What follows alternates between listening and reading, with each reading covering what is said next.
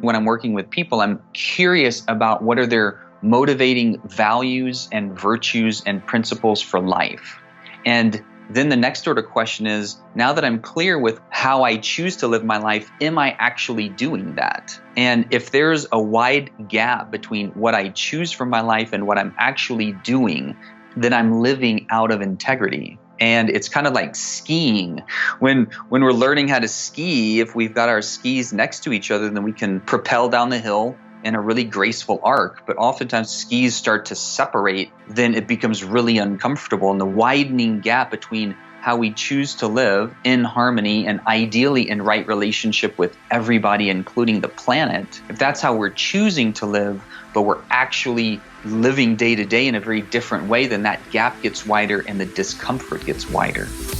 That's Dr. Dan Engle, and this is episode 241 of Wellness Force Radio, where we discover the physical and emotional intelligence to live life well. In this podcast, we're talking with Dr. Dan Engle, the one and only world-renowned psychiatrist and neurologist in regenerative neurology. He's a psychedelic researcher, a peak performance coach, and an integrative spiritualist who calls himself, I love this, the ever-unfolding human. Wow, that is my story too. I'm also the ever-unfolding human, as so are you, my friend. Now, this doctor who's coming on the show today, he is not just vastly steeped in psychedelic research and all things plant medicine. He also has a unique background and passion for concussions, stemming from his own 3-decade investigation into the many modalities for healing his own traumas, which is why today we're focused on healing the human in this sometimes overwhelming modern world. And what's fascinating most about this episode is that, yes, there is the right side of the page that says the goal of medicine is to facilitate the innate healing of the body and mind.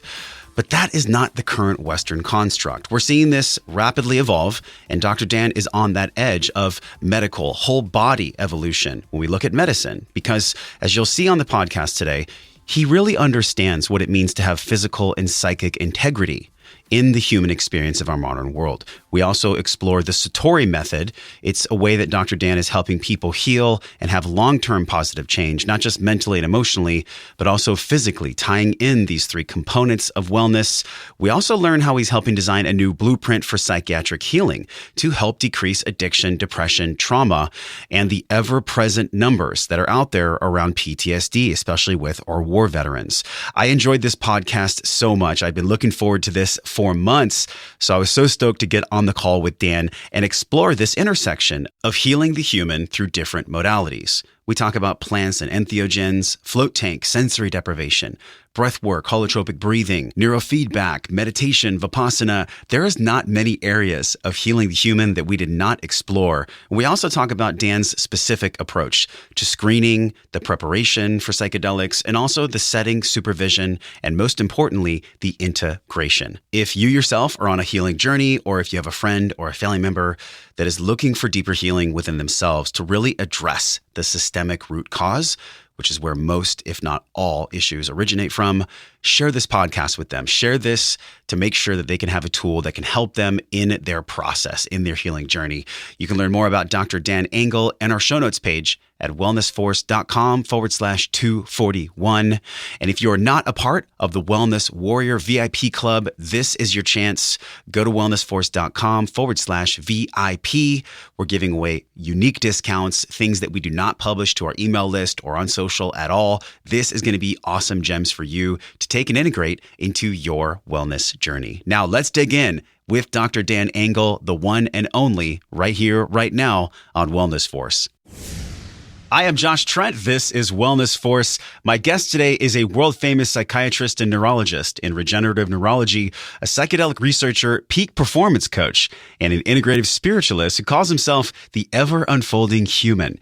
He is the medical director for Revive Centers, a neurological rehabilitation center in Colorado focused in TBI, stroke, PTSD, and other neurodegenerative disorders, and the medical consultant for Onnit, a company we know well, Human Optimization out of Austin, Texas. But our guest is widely known for his powerful and cutting-edge work at an intersection of mental health, brain health, and consciousness.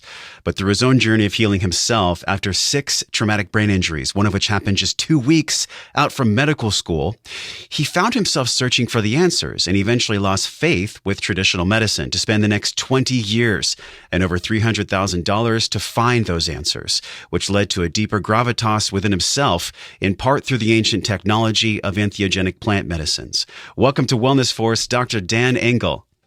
Excellent, Josh. Great to be with you today. You know, this has been, as I was mentioning before we recorded, one of my most favorite research projects, getting ready for this conversation. 2 decades of work you've had, Dan, in some of the most fascinating healing modalities for us as humans. I love these conversations so much. So excited to talk about, not just your personal journey, but for you to share with us your wisdom, this real clarity on the tools for healing humans that are out there, not just for TBI, but also the human spirit, Dan. I believe the human spirit right now is being tested more than ever. I know you're in preparation. You're about to leave for something. Speaking of the human spirit, this Vision 2020 conference in Sacramento. Why did you choose to participate in this conference? I hadn't heard of it until doing research for us. Yeah, it's an excellent opportunity to share the platform with a variety of different thought leaders in various sectors of innovation, technology, social justice, environmental sustainability, and frontier medical technologies. And this is where the psychedelic medicines come in. And when they invited me on board, actually it was through a friend of a friend, and I didn't really know the scope of the platform, but as I got to understand and explore it further, I just got more and more excited about being a part. One of the speakers there is someone we know very well. It's Dr. Michael Beckwith, and also Marianne Williamson's going to be there. Have you had time to talk to them about the subject you'll be exploring? Have you ever come into any conferences with them before? No, we've intersected again through friends of friends, and even more recently with Michael Beckwith being affiliated with one of the medicine centers in Costa Rica that I've become familiar with, and I consult with similar centers in that same region. And so our Venn diagrams have been kind of circling around each other. So Yes. If we have the opportunity to talk, I think it'll be a rich conversation. It's so fascinating to me how you said the Venn diagram, because it's where the circles do overlap. And something that has overlapped for you in life is healing yourself and then taking that knowledge through your academia and also personal experience and truly walking a hero's journey. I flash back to this conversation we had with Kyle Kingsbury from On It, who I know you have a deep friendship with. And I believe it was his experiences through moving through some very, very uncomfortable thresholds that actually allowed him to be the director of human optimization. Now, your role with On It is quite different, because from a medical perspective, tell us exactly what you do for On It for people that don't know. Yeah, it's been multi-leveled. In regards to the front-facing business sector, so to speak, it's been in terms of product development. So I've helped develop a good number of their products that are on the market today.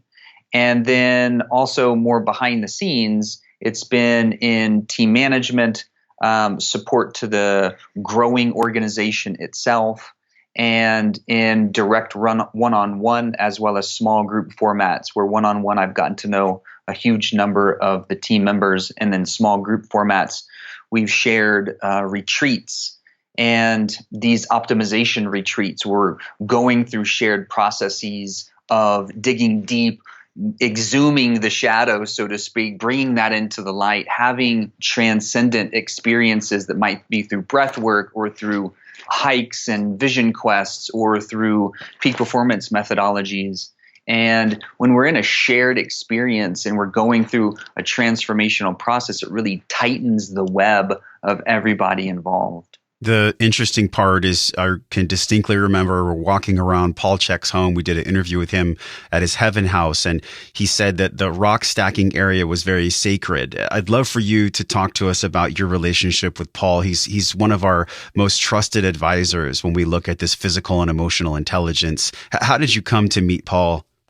I met him also through On It. I happened to be in Austin, and I was having a conference with Aubrey and some of the optimization team, and it just happened that Paul and I overlapped at that same time when Paul was visiting the facility, and Bald Brothers just kind of like instantly recognized each other. And we just dropped into a variety of really cool next level conversations.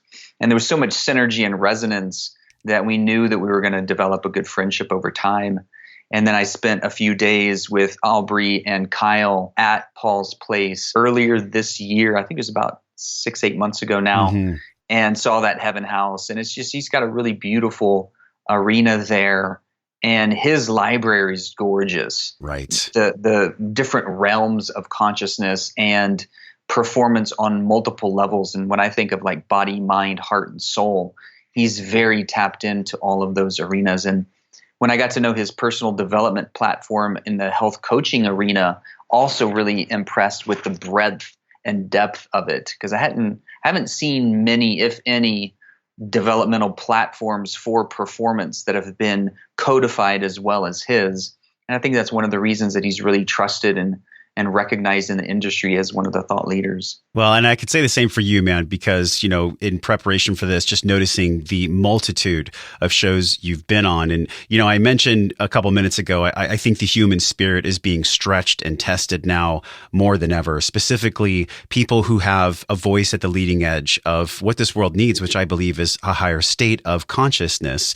It's not about just going to a place where we can take an entheogen, we can take a plant medicine. There's many different ways to get us to that higher state of consciousness. And then, of course, once we're there, then we can actually look around and see what else is possible. Because let's be honest, and I'd love your take on this, the current state of affairs in America, this revolution that we talked about with Paul, it's coming, and it's coming through some of these tools. What do you see the revolution, what does that mean to you, the actual consciousness revolution that's happening right now?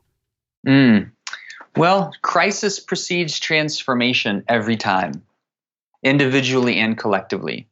So it depends on your perspective of what we're assessing, like the current state of affairs. In many ways, we're more abundant than we've ever been, and we're better off than we've ever been.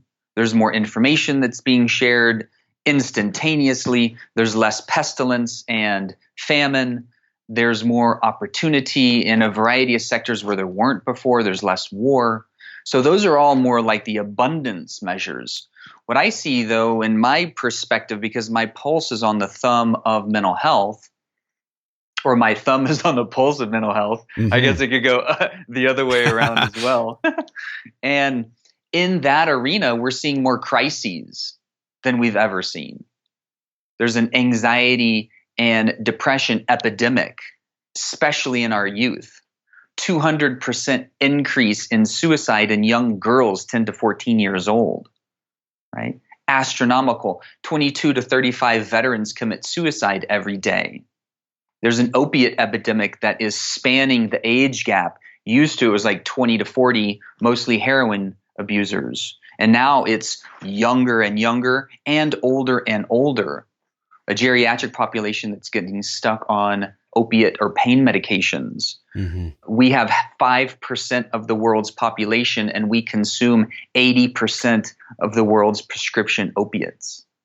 Right? So there's this massive acceleration of mental health epidemic in a very interesting time to be on the planet, because we can connect with people quicker and more easily and readily than ever before. But that's through a virtual and digital platform. So we're more digitally connected than we've ever been, but we're less socially connected than we've ever been. And there's this gap that's widening. And I believe we as social beings bonded for connection are finding a loneliness epidemic. And Vivek Murthy, the previous Surgeon General under Barack Obama, actually coined that term. There's this loneliness epidemic, and we've seen escalating numbers of adults that just feel lonely and disconnected. And it might be that that's the core issue that's driving all of these other psychiatric symptoms, including pain, addiction, PTSD, anxiety, and depression. I love the way you explain that, because I think about Gabor Mate, who's also connected to a center I know in Costa Rica. He has this in the realm of hungry ghosts, these hungry ghosts that really possibly are in alignment with what you said. This epidemic of loneliness, if something is in the dark, it just thrives and grows. But if we shine light on loneliness, if we shine light on what the suffering and the hurting that people are actually going through, that's where it can't live. And we can't take something that thrives in the dark, shine light on it, and expect it to flourish. This paradigm flip of loneliness, why do you think this is? Is it because the rise of social, or what do you think is the contributing factor to this loneliness epidemic? That's an excellent question. And I think there are a variety of different ways that we could look at it, and a variety of different causative factors. One is this digital age and social media and how we present ourselves in a particular way that is oftentimes inauthentic to actually how we're living our lives. So it's great to post our best stuff on Instagram and Facebook, but is that how we actually feel about our life? And when there's a disconnect between what we're presenting and what we're feeling, then we're experiencing deeper degrees of inauthenticity and a lack of inner truth and integrity. And when we're out of integrity, there's an effect mentally, emotionally, and psychically. So this digital age is just there's a lot of benefits and there's some shadow sides too. Mm-hmm. We also live in a really accelerated quickening of time urgency. And so, for example, if somebody's texting me a question and I don't get back to them right away, oftentimes the response is either like, are you upset? Right. Or is something wrong? Or what happened? I've caught myself in that space before, and it's like, wait a minute, I actually am aware, I'm watching myself be upset that somebody didn't text me back, and I'm just like, what's going on here? Right. And that's the zeitgeist. That's the current cultural milieu. That's the environment that we live in. And just as Gabor Mate says, you can't separate the mind from the body. You can't separate the individual from the environment. So we live in an environment that's accelerating in time urgency. The number one cause for stress is time urgency. The number one cause for chronic disease is stress. So there's this linear relationship between this accelerated, fast-paced digital age that our nervous system has not genetically evolved to be able to adequately engage or adequately process without some negative ramification. So people have higher degrees of insomnia all the time because of this, whether we talk about like blue junk light kind of exposure at night, or the restlessness of feeling like we're not getting enough done, or starting our cell phone. I think it was something like 70% of people start their cell phone within 5 minutes of waking up. Right. So there's just this accelerated experience of a disconnect from the natural rhythm and the natural pace that we're genetically programmed to, which is essentially the pace of nature. And for me, when I lived in the jungle for a year and I went deep in the medicine space to learn about ayahuasca and to learn about the lineage and the tradition that it comes from, I was living off grid, no running water, no electricity, no other gringos. It was really a tucked away time. And I was very much living in the pace of nature. And then I came back into the States and it was this just assault on the senses. Yeah. And I ended up living in a tent for a year just to get my energy body recalibrated to the current pace. And it was one of those reflections for me, like a real world reflection, like, wow, we as a society are really living outside of the natural order that we're used to coming from. And yes, over the last 170 years since the Industrial Revolution, we've been quickening our pace. And there's still a lag time for our nervous system to catch up because the time urgency is only accelerating. You bring up something fascinating about integrity. You know, you mentioned the physical and the psychic integrity. How would you define that? Because I think for some time now, we've realized as a collective that we are out of integrity and we're using a lot of different things to cover it up, to kind of salve it. How would you define that, the psychic integrity? I think about integrity being a sense of wholeness and a sense of truth. So to be integrated, when a system is integrated, it's connected and woven together. And there's usually a harmony or a sacred order to it. In regards to integrity with truth, it's integrity with our word. So it's integrity in following through with our commitments to ourselves, not just our commitments to one another, which are also important, and being good with our word. It's also the integrity to the things that we find most valuable. And when we, and many people don't even know or haven't really done the internal investigation because they either weren't taught to or weren't just like driven to. It's something I geek out on a lot. I'm constantly, particularly when I'm working with people, I'm curious about what are their motivating values and virtues and principles for life. And oftentimes when we start to noodle that or get more clear around what those are, then the next order question is, now that I'm clear with how I choose to live my life, am I actually doing that? And if there's a wide gap between what I choose for my life and what I'm actually doing, then I'm living out of integrity. And it's kind of like skiing, when we're learning how to ski, if we've got our skis next to each other, then we can propel down the hill in a really graceful arc. But oftentimes when we're learning how to ski and skis start to separate, then it becomes really uncomfortable. And the widening gap between how we choose to live in harmony and ideally in right relationship with everybody, including the planet, if that's how we're choosing to live, but we're actually living day to day in a very different way, then that gap gets wider and the discomfort gets wider. I love the analogy too of skis widening. We can only use our groin and our adductors to hold that for so long before we do the splits and get injured. And I think collectively what's going on right now, we have an economic modality that isn't serving in an egalitarian way. I think there is a stronger way to have capitalism be more egalitarian. Then we also see this widening of the legs, as you've talked about, and this spiritual malady that so many people experience where alcohol, marijuana, any kind of drug, even shopping, whatever it is, Dr. Dan, like these things come in to give people just a brief respite, just a tiny bit of breath that they really, truly need. And what's interesting about this is that you talk from this place of 20 years of actually healing yourself. TBI, speaking of skiing, like skiing was one of your TBIs. And this voice that you have, it comes from this place of actually going through, man, I can't even imagine what it would be like to have 6 head injuries, 6 traumatic brain injuries when you were in medical school. Like the 2 weeks that you had before medical school started, you did this pier dive, you had an injury. Did you even think at that time, did it ever even come into your consciousness that you would go through the path you did? In other words, going into a field that's involving brain and neurology and then having to heal that yourself. Was that ever even a thing in your consciousness? Not at all. No, I went to college to play soccer and we had a great team. We were one of the best in the nation. And that was like my goal. I'd been groomed to play soccer my whole life. And college and potentially going pro was the goal. And then halfway through my college career, my advisor asked me what I was going to do with my chemistry degree. And I was like, I don't know. And he actually recommended medicine.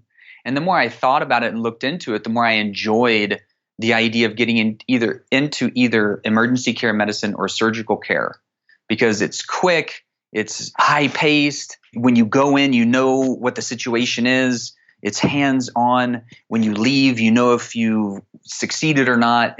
I was super type A, very goal-directed. Captain of the team 4.0, just like I cut you off the team if you were even a whiner. It was just this like really intense time. I was really intense in high school and college. And then when I broke my neck 2 weeks before medical school, it completely changed the trajectory. Wearing that halo for 3 months as I started med school was finally a process of slowing down and then realizing I had been living my life according to others' expectations and trying to fulfill others' desires for me, which became my own over time, which is what kids do. They adopt their parents' expectations or the society and environmental expectations, finally started to slow me down. And I became more reflective during medical school. And I realized that I didn't want to be married to my job. I didn't want to be in the hospital for 100 hours a week. I'm glad there are people that do that. But when I really got in touch with what was true for me, I realized that wasn't the right fit. And because I had had numerous head injuries and almost a spinal cord transection and was paralyzed, I was really curious about neurology. So then I eventually got into psychiatry and neurology. And even at that point, I didn't know what I would eventually get into. So I did all my neurology and psychiatry training, got board certified, was running a clinic, and then I was introduced to ayahuasca. And then in one weekend workshop, I learned more about myself than in a whole decade of psychotherapy. And I was like, holy cow, what is this fascinating medicine that's creating this awakening experience that I've never heard of after spending half of my life studying the mind? No one's ever mentioned anything about this. You were in school, you were actually healing yourself while you were taking the academic literature about the brain. What was the frustrating part, though? Because you mentioned online that you didn't get the answers that you were looking for. Like, what did you receive as far as how to heal yourself that didn't work? Well, the medical paradigm is good for acute care management. We're good on the battlefield. We're good in the emergency department. We're good in triage care. And that's where pharmaceuticals are good. They're big sledgehammers that arrest pain, including psychic pain or psychiatric symptoms, depression, anxiety, addiction, etc. But psychopharmacology or the prescription medicines will not get to the core issues. They're not designed to do that. They're actually designed to calm the symptoms, which tends to distance us from the core issue. And I wasn't very excited about the transition that psychiatry was taking during my training. It went from psychodynamic psychotherapy, which is more humanistic and inquisitive about core issues, into psychopharmacology. And everything, our department head changed, everything went over to medication research. And I was like, yes, medications they have their place, but they have a minority of the place. Yes, it's helpful to help people relieve their suffering, but it's my belief that we do that only while we're looking for the core issue and the causative agent. Otherwise, we're assigning somebody a prescription for life, or we're hoping that it just spontaneously remits. I'm sorry to interrupt you because I had a burning question here. Like, why do you think you mentioned the core issue isn't addressed in the way that the psychopharmacology is addressed? Why is that? Like, what is it about our current model in psychopharmacology versus that core issue exploration? Why isn't the core issue explored more? Well, it's a challenged system. The current amount of time that your average physician is able to spend with their clients is like 11 or 12 minutes. And that's because of insurance reimbursement rates and the entire medical architecture. With psychiatry, the usual treatment models are cognitive behavioral therapy and talk therapy.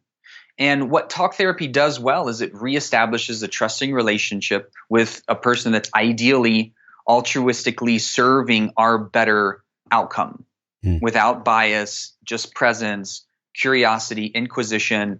We get into the material, but it's challenging because in developmental child psychiatry research, we see that the majority of the personality is set by the time we're 5 years old. Which means like by the time we get into school, we're mostly kind of who we are going to be as a personality construct until we start doing the deeper work and getting more clear on what makes us who we are and why we're believing the things that we do about ourselves in life. And before 5 years old, we haven't connected the language center with the memory center.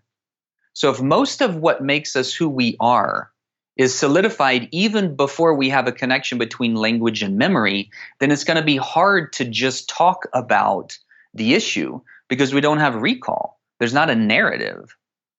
So it's a challenge system kind of just straight out of the gate. And then with what doesn't work for therapy, like if we can't talk it through, then we rely on pharmaceuticals to manage the symptoms. So it's a system that's built for acute care management, but it's horrible at chronic care support and core issue resolution. Hence, my excitement about working and supporting the legalization and the right sharing and availability of the psychedelic medicines, because many of the medicines are good for the core issues where psychiatry is weak, the core 5 primary archetypes of psychiatric symptoms: depression, anxiety, PTSD, addiction, and pain. Many of the psychedelics are good for one, if not all of those. Psilocybin, MDMA, LSD. LSD has 40,000 case reports of benefit in the 50s, 60s, and 70s, but there was this cultural backlash because people started misusing it. Yes. This is really what comes up for me when you're speaking about these entheogens and these different psychedelics being a tool, because they're not for everyone, Dr. Dan. Like we understand that they have incredible power, but there's also a respect that they deserve and a caution that they deserve.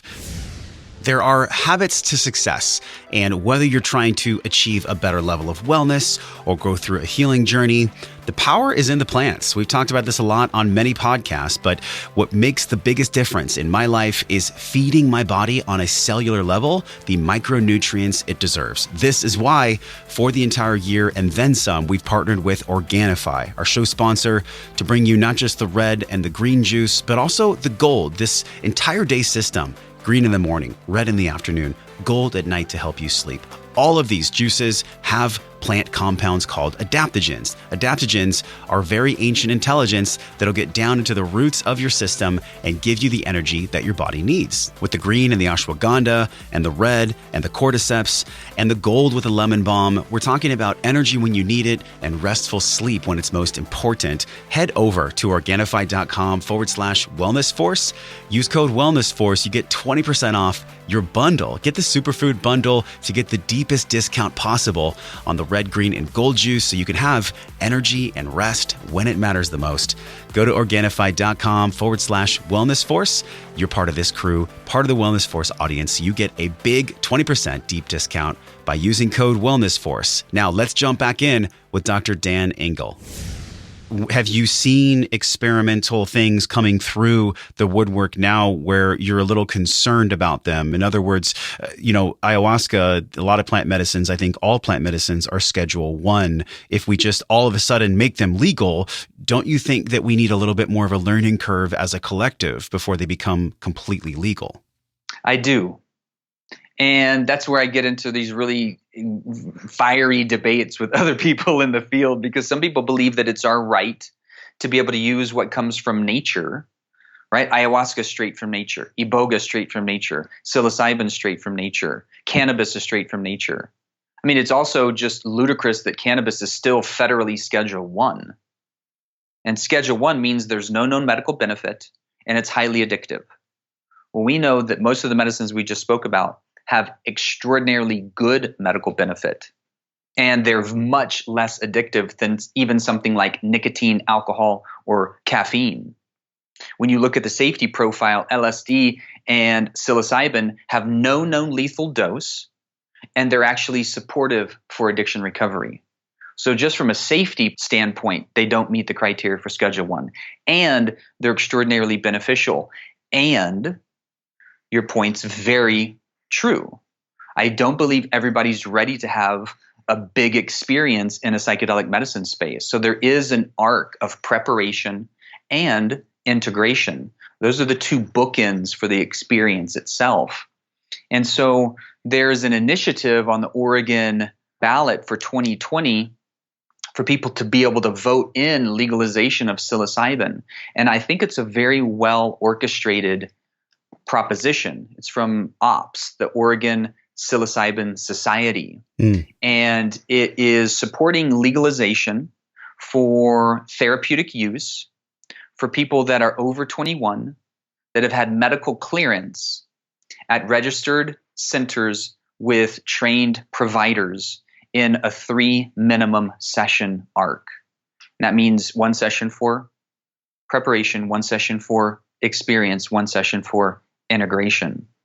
And the curious thing, one of the cool things about this proposition, I don't have any attachments or affiliations with them. I just saw it and was like, oh, that's really well thought out. It's as a hybrid model between recreational use and medical use.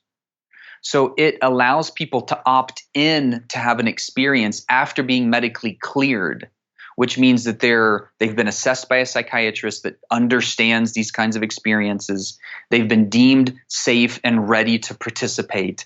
They have an inclusion of preparation to understand what they're getting into. And oftentimes, many people that would be curious have already had experiences, so they have some kind of platform and background. But how it's different from medical legalization is that you don't have to meet a particular criteria. You don't have to have florid depression, anxiety, PTSD, addiction, or pain. You can simply opt in if you choose to, under the care of a registered center with trained providers. This seems the most exciting to me because then there's, like you said, there's a screening, there's a preparation, especially like, I don't even know for, if there's anything like this for ayahuasca or for any of the plant medicines that you might drink, but there's a specific diet that you prepare for as well. This benefit to risk ratio I've heard you talk about for plant medicines and entheogens. When we look at ayahuasca specifically, what is the path of preparation for this? What is that arc of preparation? Because we know that if somebody's never had any meditation, no one's ever spent any time with themselves, just with their soul, it's probably not the best idea to go into the jungle and do 5 days of ayahuasca. Very true. Although I do think there's something to be said for the pilgrimage down to a center to have that experience when somebody is ready.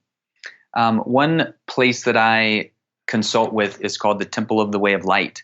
And they are essentially the largest ayahuasca center in the world. They've seen over 5,000 people come through their facility over the last 10 years, and they've only had a handful of negative outcomes. And those were usually because people were either on psychiatric medications that didn't say anything, or they had a previous history of psychosis and mania and didn't say anything.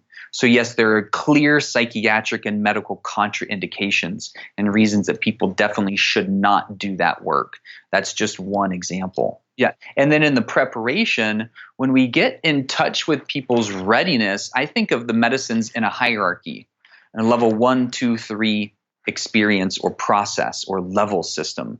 Level 1 medicines are fairly easy entry point, fairly low side effect potential if held in the right set and setting, which is a safe setting. It's meant for deep work. It's not like tripping on psilocybin at a rave, which is a completely chaotic experience, or going to Burning Man and drop an L for the first time, which is a completely chaotic experience. So the therapeutic window is set and the setting, and it's being supported by somebody that is caring and can at least intervene if necessary. So some kind of sitter, or ideally a trained facilitator or therapist. And the level 1 medicines would be like LSD, low dose, because high dose LSD can break the glass ceiling and have really bad negative impacts. And I've seen that happen. Low dose LSD, low dose psilocybin, MDMA, ketamine, cannabis, those are all relatively easy entry points. Still, I have to just say for your entire readership and listenership, all of those are still Schedule 1, except ketamine and cannabis. Those are actually legal. But I'm not advocating people just randomly opt into an experience. I'm just giving you the kind of the hierarchy.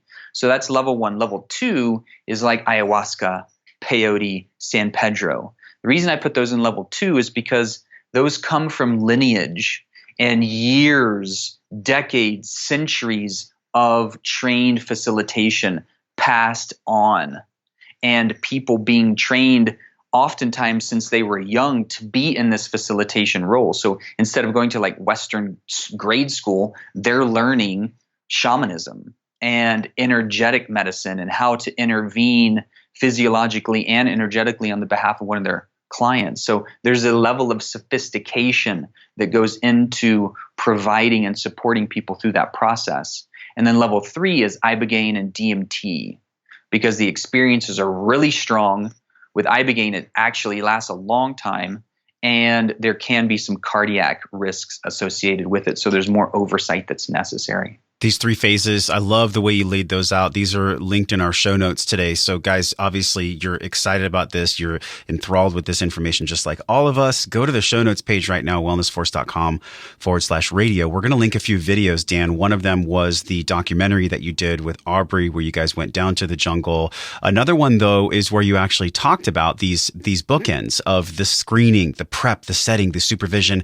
And I want to go back to this because, the caveat here is I am not an advocate for everyone just using these human healing tools in a haphazard way. This has to be a very sacred process. It brings me to something that you actually posted on your Facebook page. And the quote is very short, but it's very succinct. One of your favorite quotes, you said, "Everything is sacred." And it's from Taiku Wakan Wanicello, I believe is how you pronounce the name. This sacredness about this system of healing. Can you share with us what that actually means to you? Like, why is that quote on your Facebook? And why do you believe that this is such a sacred pathway for people? Yeah, that really is just one of the core questions and the core essence of this entire conversation. And I appreciate the depth and the meaning of your question. So Taku Wakan Wanicello is Lakota. And it translates into everything is sacred. And I've studied a variety of different paths because I get curious about different cosmologies and spiritual practices and consciousness tools and technologies. And so I've studied Tibetan Buddhism and Zen Buddhism and Lakota medicine and ayahuasca shamanism and a variety of different arenas. And we see that the major spiritual disciplines and traditional paths all speak about the same goal. The Dalai Lama says this too. Everybody's seeking the same thing: happiness, fulfillment, peace in their mind, harmony in their relationships, fulfillment. We're all going to the same mountaintop. We're all starting at different places and we're taking different paths, but we're all going to the same thing. And when we start to even look at the field of quantum mechanics and morphogenic resonance and Rupert Sheldrake's description of morphogenic resonance, and the fact that at the quantum level, so as above, so below, in the microscopic level, things have a level of interaction that can't be readily explained easily by our, fancy scientific tools and technologies. Einstein even described these effects as spooky because he was like, I don't know what they are, but something's happening. And it's my belief that everything can be oriented towards a sacred process. Even my suffering. One of my favorite books is Man's Search for Meaning, Viktor Frankl. And in that, it says he distills down to one summary statement. I mean, it's probably not fair to say only one statement, but there's one quote that is the summation of much of that book. And that is, the last of the great human freedoms is the ability to choose one's attitude in any given circumstance. And for me, that was super powerful when I was reading that book, and it was in that year of integration and transition back from the jungle into like society. And I was having a hard time and I was actually suicidal. I was ready to cash in my golden ticket. Why? Why were you suicidal? Like, what was that? It was the fact that I had gone so deep in the medicine space and I was so disconnected from who I had been. Like so much of my identity was wrapped up in these expectations of who I was as a physician and as a partner and as a son and as a previous husband and X, Y, and Z. And I was realizing like I have adopted so many other people's expectations that they've become stuck like these imprints on my own self-view. And the more I went into the medicine space and I was releasing all of these previous identifications, it came back to the point that I was really essentially kind of like when you get your cast removed and the skin is really sensitive underneath until it kind of gets worked again. That's how I was coming out of the jungle. I was super sensitive and I wasn't sure yet who I was going to become. I was in this bardo phase. The bardos is a Tibetan word for in between the lives or in between the worlds. And I was very much in like the cocoon. I was no longer the caterpillar, and I had yet to become a butterfly. Not to say that I'm a butterfly now. Sure, I'm still a butterfly in process, as we all are. And I was in this deep phase of shadow, the dark night. Thomas Aquinas speaking of the dark night of the soul. It's my belief the dark night of the soul is extraordinarily important, very beautiful, quite suffering, and it can be impactful and important for us gaining more clarity about who we are actually, who we choose to be internally and externally, and what we're here to do to share our own unique genius and blueprint for life with the rest of the world, because it's still fascinating to me that every snowflake is unique when you look at it microscopically. It's like an unfathomable data point in nature. Mm. And I also believe that every human is unique. We all have this unique aspect and fractal of life force energy. There was one inception point in life. We all live on this place that we share with other species in this earth that we call home. And ideally, we get to come back to a place of harmony with all of our relationships, not just seeing ourselves as the privileged apex predator to the exclusion of the 150 to 200 species that go extinct every day. So when we come back into harmony, I do believe we're going to be able to start reaching our full potential. Our intellectual potential is already like rampant. Mm-hmm. We're really creative. We do new novel things all the time, better than other species can, because of this glorious brain that may have come from the Stone Ape theory.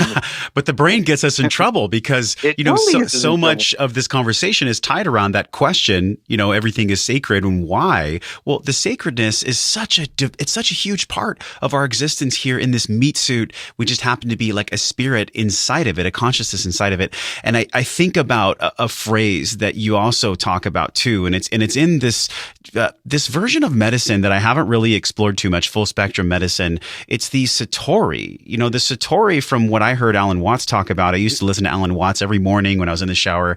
And I remember him saying that Satori, and how this might relate to medicine, I'm curious about your opinion on this. It's really about seeing oneself, enlightenment, to Satori, to see oneself. This Satori, there's a full spectrum medicine. You actually use the Satori Method for the multi-level healing. What is this to you? Why did you choose that name, Satori Method?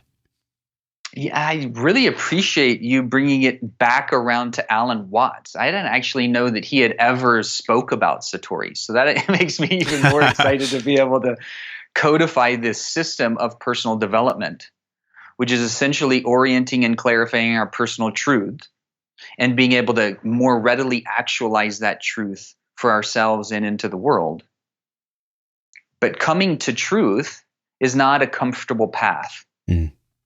It's not an easy path. We don't do this work because it's easy. We do this work because it's the path towards our liberation, for lack of a better term, our greatest fulfillment, our greatest expression, our authentic beauty being readily available. And, there's this idea of radical honesty, which I agree, yes, let's be authentic and expressed, and let's do that with mindfulness and skill, so that we're not just being jerks because we're just being authentic with ourselves, but to the exclusion of other people's feelings and experiences. I think there's an evolution of our consciousness that moves closer and closer towards compassion and presence and service for others, reciprocity and forgiveness and love, right? We gradually move from children to wiser adults through this developmental arc. And hopefully we move more and more from the me, mine, and I to the us and the we. And there's a process that these medicines consistently support in bringing up our shadow and our core wounds onto the mental landscape so that we can learn from them. You said that before the age of 5, from conception to 5, that's where basically the fabric of our human of our psyche is formed. And then through this Satori experience, are we going back to those first 5 years and possibly seeing the light and the truth for how things really are? Exactly. Exactly. And we're doing it from the perspective of our wiser self as well. So we're healing these different aspects of ourselves. Many people at times of confusion or trauma have split off from certain aspects of themselves. This is the parts analogy of psychology that actually has a lot of merit. When we have different parts of ourselves that are being expressed, these different archetypes, these different attitudes, these different energies, it's kind of like we are made of a symphony of selves. Actually, that's a term from Jim Fadiman, who's another amazing researcher and thought leader in this medicine arena. And these symphony of selves ultimately codify into a conductor or an over self experience where we can, if we can recognize that there's a rebel and a child and a driver, like an entrepreneur or a thought leader, and a lover and a king or a queen, and the joker or the jester, and the warrior. When we're made up of, each of us is made up of different parts and selves. And when those parts and selves are all acknowledged and made valid and given voice and expression in a good way, then we become more whole through that process. We become more available to be authentic and to honor everything that's choosing to move through. And we can do that better and better over time because those parts of ourselves that haven't been acknowledged are going to be coming out in repressed ways, behaviorally or through our belief systems. This is about personal empowerment and fulfillment. It's interesting because the way that you've described this on the website, we'll link this fullspectrummedicine.com. There's short-term therapies, and then there's more of the integration and a longer-term lifestyle. So how can you paint that picture just on a high level for people of what this experience actually is? So going through a process of truth, right, or Satori, or becoming more integrated as a whole human. There's a lot of different ways to do that.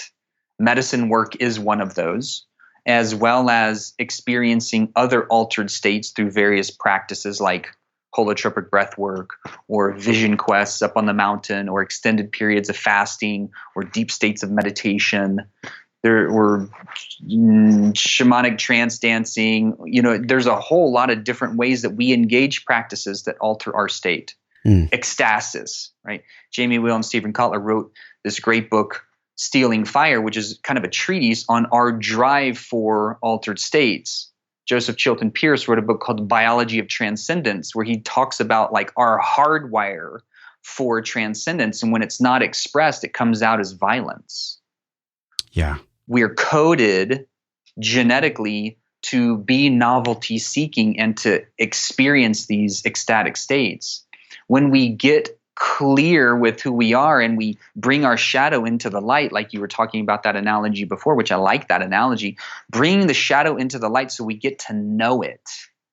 And then through that process, it oftentimes helps in the integration to work with the healing, because the medicines don't fix us and they're not designed to fix us. This is our work to do.